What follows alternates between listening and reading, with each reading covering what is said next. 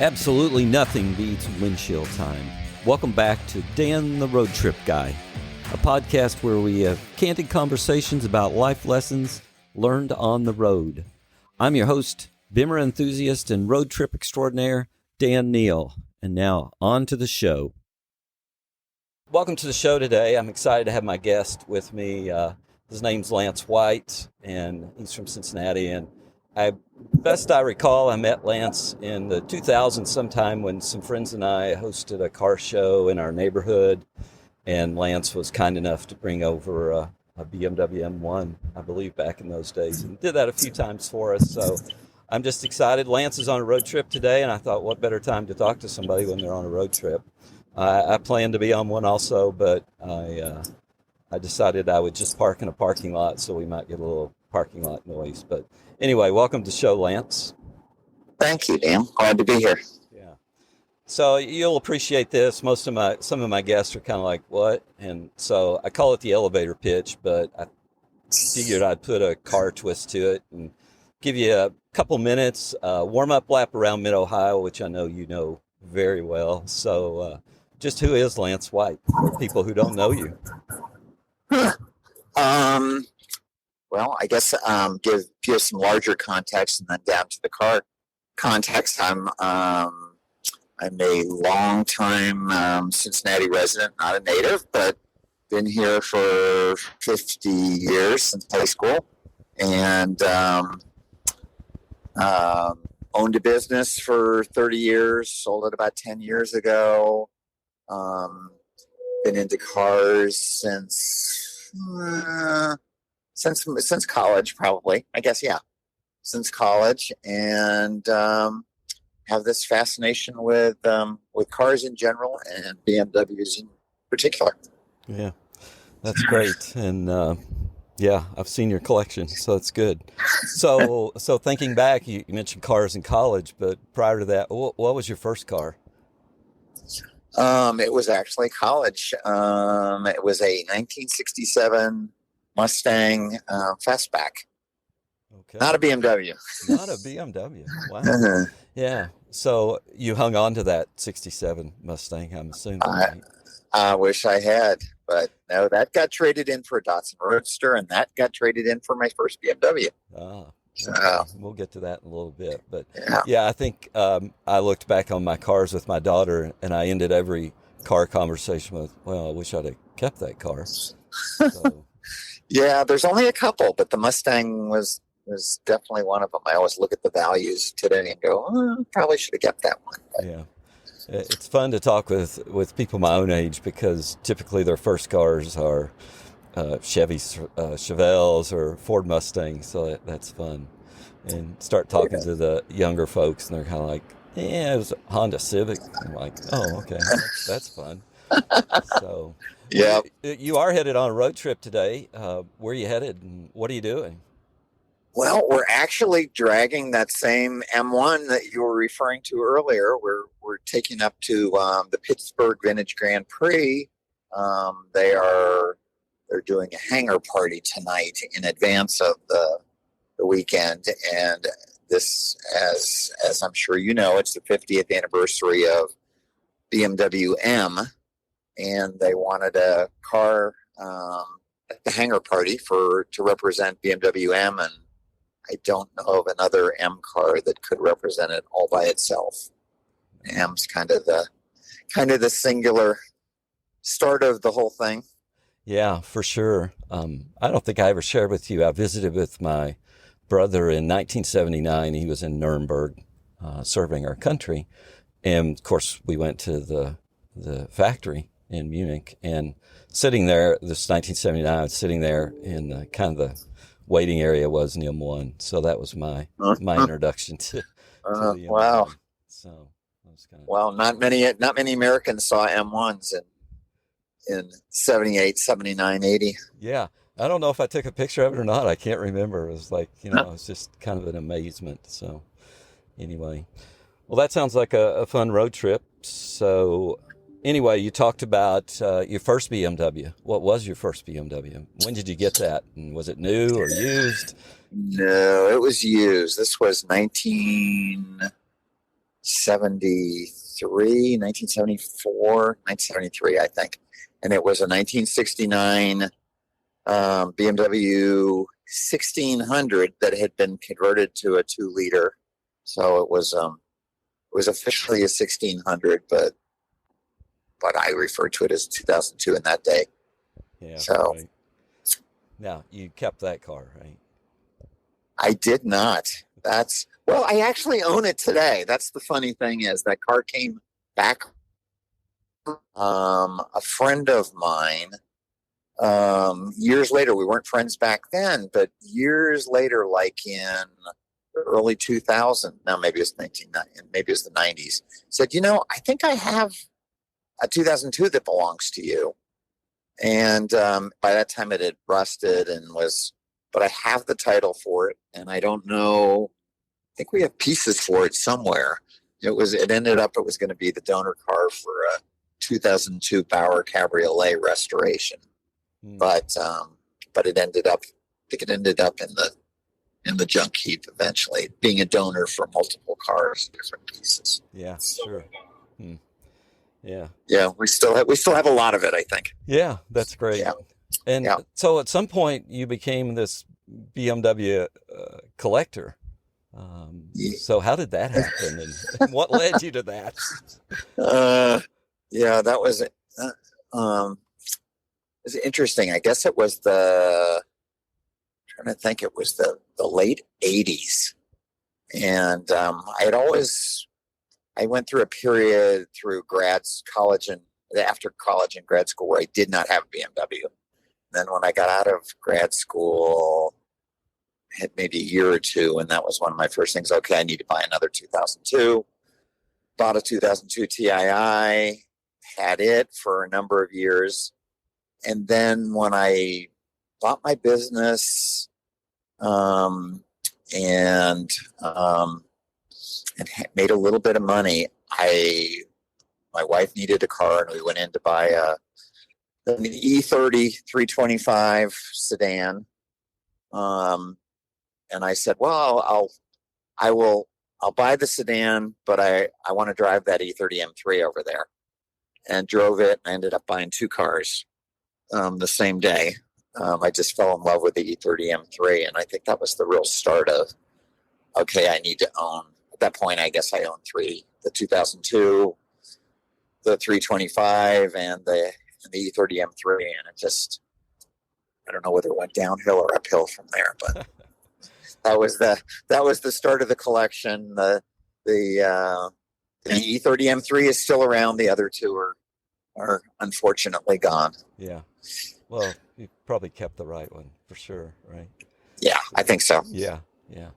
So you have this collection. Is there just a favorite, and besides the M1? I mean, that's probably at the top. But if you had to pick one, and you said, "Yeah, this is my favorite." Oh, wow, that's a tough decision. I always ask people. Always ask me that, and I say, "You have children?" And they say, "Yeah." And so, which one's your favorite child? It's really, some people answer very quickly, but most people have a hard time choosing among their children. I love the M1. I love the E30 M3, particularly my original. Yeah. I have a and I have a particular attachment to the 2011 1M. Oh wow! Yeah. Okay. So I think those might be. Choosing which one of the 2002s would be tough. Yeah. But one of the 2002s would be there, so I maybe can only get it down to 4 cars for you. That's good. That's all right. I'm not sure I could pick. So, do you take? Is there ones that you go, oh, I'm going to go for a drive today, and you grab that one and you take a drive? Yeah, I mean, we try to rotate them around, and when I have a weekend, we try to get 2, 3 ready to go. The 2002s, are a little tough in Cincinnati with the humidity, since none of my 2002s have air conditioning. Sure. Yeah. But assuming that we're talking spring or fall, I really love getting one of the 4 or 5 2002s that I own out. Those are for backstreet. Assuming you're talking about like taking an hour or two drive, 2002s are just really hard to beat. Yeah, yeah, for sure. My brother owned 2 or 3 of those while he was in Germany.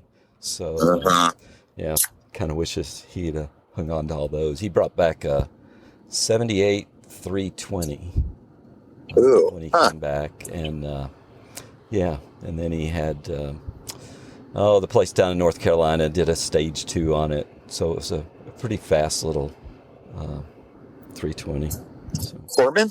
Yeah, Corman. Yeah. Yeah. Yeah, my mind left me there for a moment. Yeah, You. I know. Yeah, yeah. That happens when we get to our age, right? Yeah. Let's not talk about that too much. So this is about, the name of the show is Dan the Road Trip Guy. My daughter decided that's what it should be when she and I drove down to Florida a month or so ago. And she's like, yeah, just call it Dan the Road Trip Guy. I'm like, okay. I like that. Of course, you know me. I went out and registered the domain real quick, so I got dantheroadtripguy.com. So anyway. Well, I love that, listening to that conversation you had with your daughter. That was well, fun thanks. to hear. I'm glad you listened. Yeah, we'll see. And I think I shared with you my parents died in 2014, 2015, and after they died, I had like 101 questions that I forgot to ask them. So I just decided I'm just going to start asking questions of people that I know, just for fun. So. Of old people. And some young, Yeah. Maybe I'll stir some interest in these young people to ask questions. So, so it's road trips. So you're on a road trip today, but a road trip that just sticks out in your mind as, one of those that you just don't forget. Yeah. The one, when you asked that question, the one that really jumps to mind was going to BMW CCA Oktoberfest in Colorado in 1989. The E30 M3 was pretty new, and drove out to, trying to think where that was. Was that Breckenridge? Don't remember exactly. But up in the mountains, and drove there straight through. Because it was like 18 hours, and had a great time. And then drove back at the end of the week on I guess it was Saturday morning. They had the banquet Friday night at that time. Maybe it was Saturday night, but drove straight through torrential downpours, and hooked up with another car with Illinois plates, and didn't know who it was. We met each other during gas stops, and we went all the way across to Eastern Illinois together. Oh wow! And just we were both all exhausted getting up, and it involved like being so tired, pulling away from a gas pump with the gas nozzle still attached, having Council Bluffs, Iowa. I was following him closely, and all of a sudden, pouring rain, lightning, all of a sudden he swerves to the left, and I'm staring at a full-grown hog looking me in the eyes in the slow lane of the freeway. He goes left, I go right, and the hog's in the middle lane, and he tells the story at the next gas stop of looking back, hoping to see 2 headlights. And somehow he did. I don't get to see him very often anymore, but we still talk about the story. It was just one of those epic road trips. Couldn't find a hotel anywhere. Everything was filled, and ended up sleeping in a Denny's parking lot in eastern Iowa, in the car. Yep. The perfect road trip, right? Yeah. Yeah. I have those vivid memories, and that was, had a great week, but it was just that road trip back in particular was just seared in my memory. Yeah, those are fun trips for sure. Did you take road trips as a child? Do you remember? I did. Family road Yeah. trips? Yep. We born in Massachusetts, and then when I was, I don't know, about Well, we used to go up and go skiing all the time. So, 2, 3, 4 hour road trips up into New England.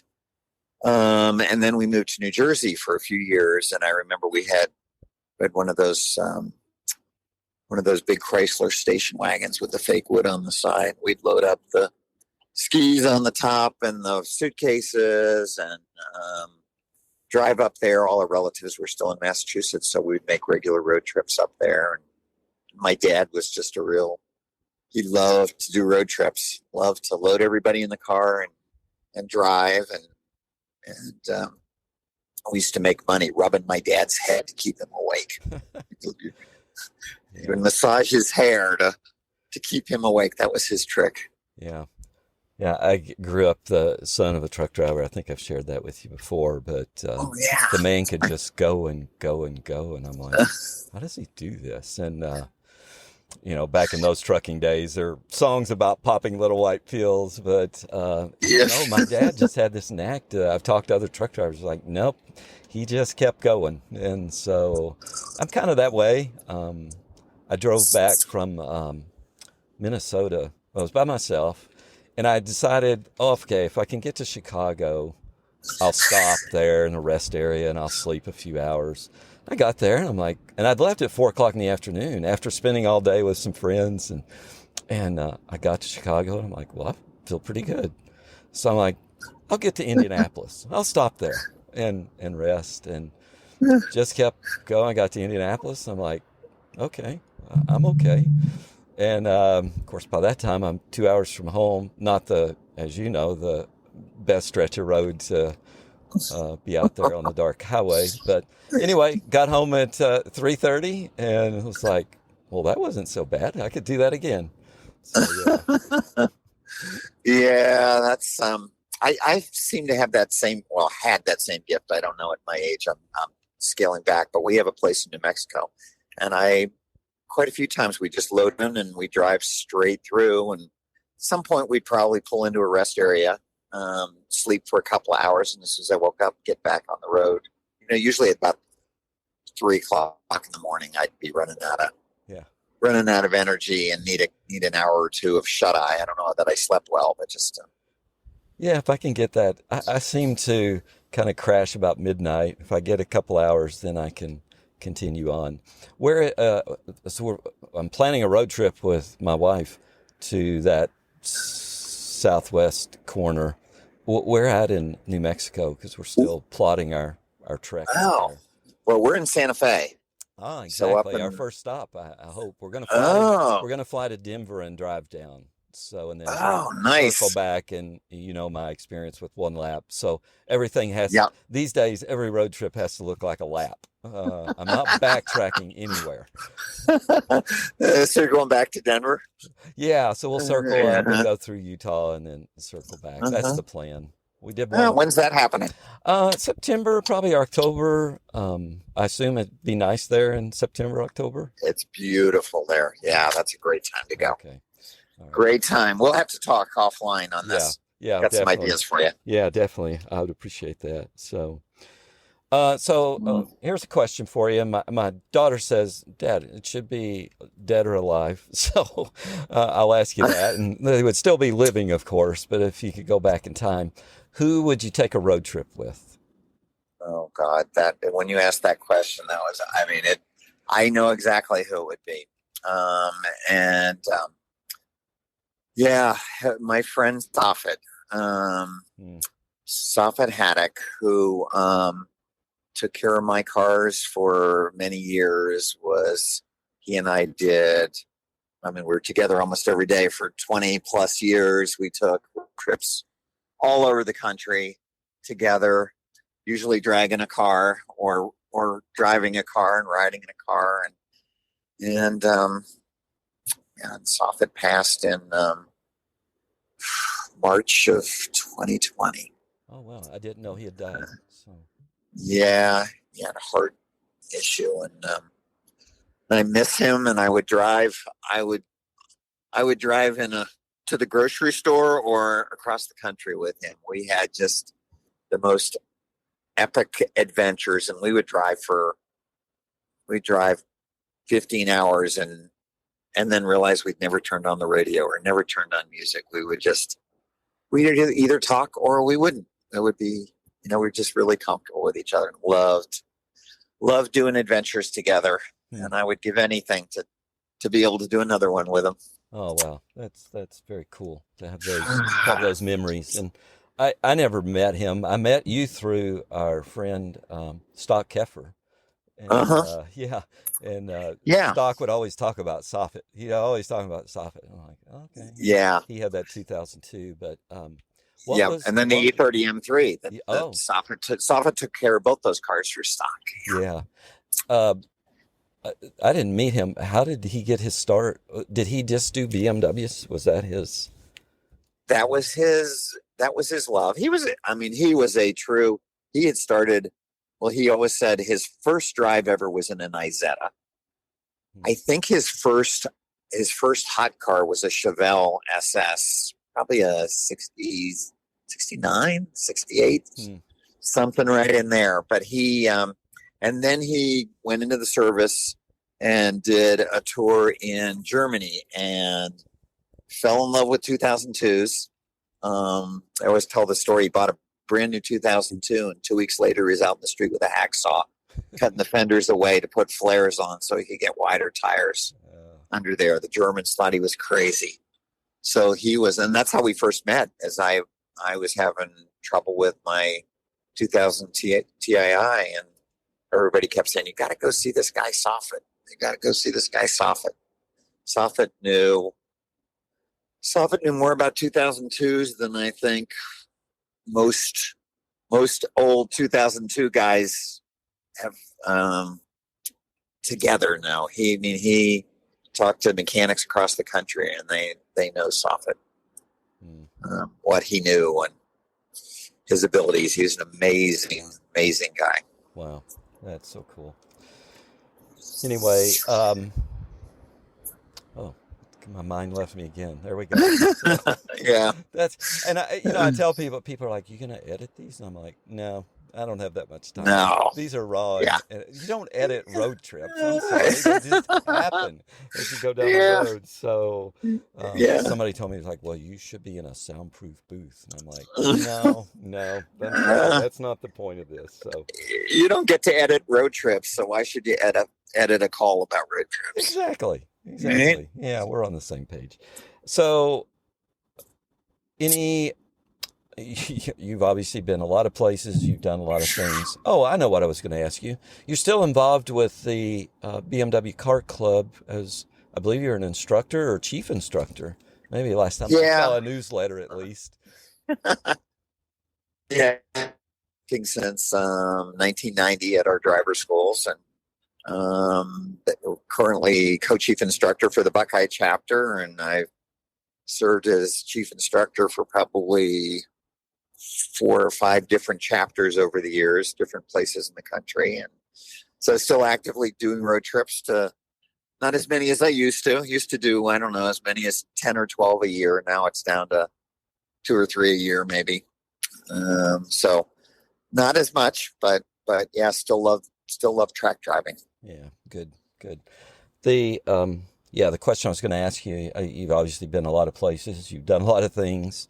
Any place left on that bucket list, experience list that you just like, I got to do this? What's one of those things on that list? And the list's probably long. I mean, bucket list change all the time, seems like. So. Yeah, I don't know. I was really lucky. I'm trying to think. 4 or 5 years ago, I got to go do the ring in Spa with another one of my friends who's no longer around, Eric Keller. Oh, Eric and I went over and went with Mike Renner to do the BMW Performance Center program at the ring, and it just so happened the day before that we drove over to Spa, and we weren't able to rent a BMW, but we rented a nice Porsche and had a great day driving Spa. And then the next day, doing the ring. Wow, that's great. So I don't know, those were big bucket lists. Those moved to number 1 and 2 in my favorite track lists very quickly. Those are amazing experiences. But I guess if there's something, it's probably having a nice BMW and spending time driving around the Alps, which we didn't really get to do that trip. And I've done a little bit of it in the past, but usually in a rental car and not a BMW. So maybe someday. Yeah. Well, I'll ask you a car thing here. We got a few minutes left. I'm jumping around. My daughter's like, it needs to go in order, Dad. And I'm like, yeah, I don't think so. Not at my age. Things just pop in. What do you think about, this wasn't on our thing, and you could go, no, I don't want to talk about that. What's your thoughts on all these electric vehicles? Oh, I like options, and I feel like that's I'm not ready to be tied to a battery and a recharger yet. I do, I have an i8, so a hybrid, which I love. I love the instant torque of electric, but I'm not yet a fan. I love the smell of gasoline. Yeah, I love the sound of an exhaust. Almost all my cars have different exhausts on them. So I think that's what I would really miss. To me, that's part of the experience of a road trip is stopping, gasoline, refilling, going in and buying a bag of Fritos and a soft drink, which I'm not a big snack food eater or pop drinker, but somehow when I'm on a road trip, those are like required activities. And I don't know that same experience. I don't know. Maybe I'm too old to adapt to the electric and yet I know it's our future. I'm not excited to look at it just yet. Well, yeah, I would have to agree with you. I remember when we would do kart racing, we'd take some people with us, and you're on the grid cranking up, and all the smoke from these two-stroke engines are everywhere, and people are like, "Oh, how do you stand this?" And I'm like, "Isn't it lovely? It's just a nice smell." Yeah, exactly. Nothing like burning fuel and oil at the same time. So yeah, I know. I still have the smell of European fuel from the late 60s, early 70s in my mind. It was, we never had quite the same gasoline, but there's something about that that's the pinnacle of my attachment to the smell of fuel. There's just something really special about that. Yeah. My mom was very overprotective. We had a family grocery store, and we had gas pumps, and it was full serve. So finally I got old enough where she thought I could actually pump the gas, so I could be out there pumping the gas, and you smell the fumes coming off. It's probably not good for you, but back in those days it was leaded fuel, so it particularly wasn't good for you. But anyway, it was all good. So no, but it's a great memory, isn't it? Yep. Got lots of great memories. So, hey, that's about all I had.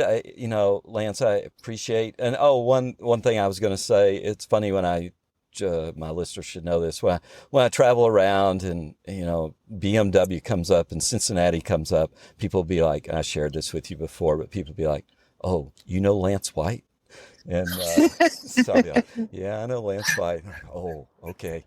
And so I think it opens doors in some places if it's BMW in Cincinnati. So, well, feel free to use it. It's usually Eric Keller or Lance White comes up. We used to kid about each other about that. Yeah, for sure. So, hey, I know you're not in business anymore. Is there anything you want to give a shout out to? I know you're involved in foundations and charities, and anything in particular you want to highlight here for my guest? I always ask that. It's like I usually ask people, "Okay, where do they find you?" And I'm okay if you do that too. I don't really care what you say. So yeah, well, it's closely related to this. Actually, I have been involved with the BMW Car Club of America Foundation down in Spartanburg, across the street from the BMW factory and adjoining the BMW Performance Center.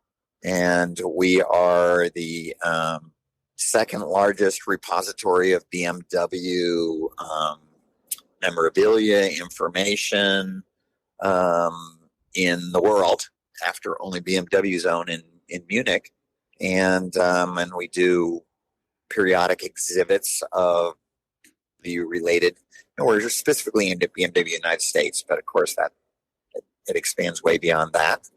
And we also do street survival, tire rack street survival teen driving schools around the country. Back pre-COVID, we did 100 plus a year. We're building back up to that as COVID allows. But I think that's one of the most important things we do is saving history, saving lives, and specifically teen lives. So I'd like to do a call out to that because I think it's something that we do. We do an amazing job, and hopefully I know that we've saved a number of teen lives over the years. Yeah. So well, thanks for allowing me to plug that. It's really a great cause. Is there a website for that? There is. Off the top of my head, I believe it's bmwccafoundation.org. Okay. But that is totally off the top of my head. But if you search for BMW Car Club, it's on Facebook. We're BMW Car Club Foundation, okay. I believe. But if you search for BMW and Car Club Foundation, you will find us. Yeah. And you can also separately search for Street Survival Teen Driving Program, and you'll find us there. Yeah, and that's a great program. We always tell people about that. So, yeah, if you've got a 16, 17, 18-year-old, it's something you want your teen to do, whether it's a niece, nephew, child, grandchild. It's do some great stuff. Yeah. Okay. Well, hey, Lance, thank you. Thank you so much for your time. I appreciate it. You're welcome. This was fun. Yeah. Took me back to some places I haven't been in a while. So I hope you enjoyed this episode of Dan the Road Trip Guy, and we look forward to having you back again next time. In the meantime, if you want to find me, you can find me on the internet at Danny, D-A-N-N-Y, Neal, Neal.com. Until we meet up again, keep having conversations and keep driving.